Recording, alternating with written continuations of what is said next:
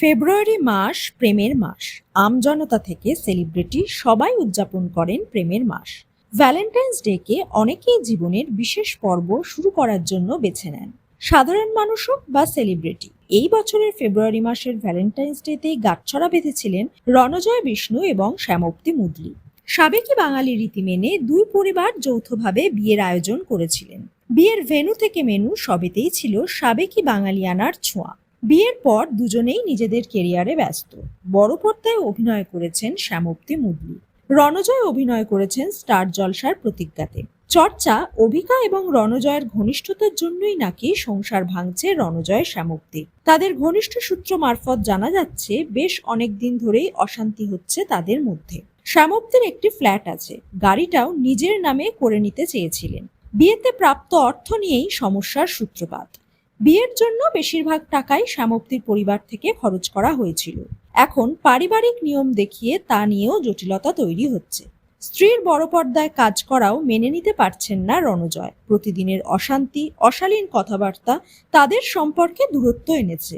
এমনকি কিছুদিন আগে অভিনেতা স্ত্রীকে বাধ্য হয়ে বেরিয়ে যেতে বলেন। রণজয় বলেন তিনি মানসিকভাবে বিপর্যস্ত, তিনি বাঁচতে চান। তার বক্তব্য অনুযায়ী তিনি খুব সাধারণ জীবনযাপন করেন। তারা নিজেদের ইচ্ছে বিয়ে করেছিলেন, কেউ তাদের জোর করেনি।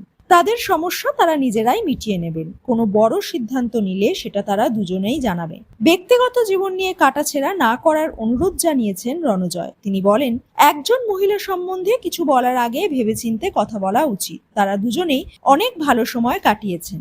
এই প্রসঙ্গে তার প্রাক্তনদের কথাও উঠে আসছে। তিনি বলেন, একাধিক প্রাক্তন থাকতেই পারে, তা কি কোনো অন্যায়? তিনি তো কোনো খুন করেননি। ব্যক্তিগত জীবন সম্বন্ধে কাউকে কৈফিয়ত দেওয়ার নেই তার। তার পরিবারের লোকেরাও আঘাত পাচ্ছেন। এমতো অবস্থায় কোনো মহিলা সহকর্মীর সঙ্গে দাঁড়িয়ে কথা বলতেও ভয় লাগছে। তিনি যদি সত্যি প্রেম করতেন তাহলে লুকিয়ে রাখতেন, রোজ ছবি পোস্ট করতেন না। একটা প্রেমের সিরিয়ালে অভিনয় করার জন্য, প্রচার করার জন্য যেটুকু দরকার সেটুকুই করেন, আর কোনো উদ্দেশ্য নেই। তিনি অনুরোধ করেন যাতে একটু শ্বাস নিতে পারেন। তিনি এবং শ্যামপ্তি একসঙ্গে অনেকটা সময় কাটিয়েছেন। তাদের মধ্যে ভুল বোঝাবুঝি হলে তারা নিজেরাই মিটিয়ে নেবেন। সম্পর্ক ভাঙলে সেটা তাদের সিদ্ধান্ত, এতে বাইরের লোকের কথা বলার কোনো কারণ নেই।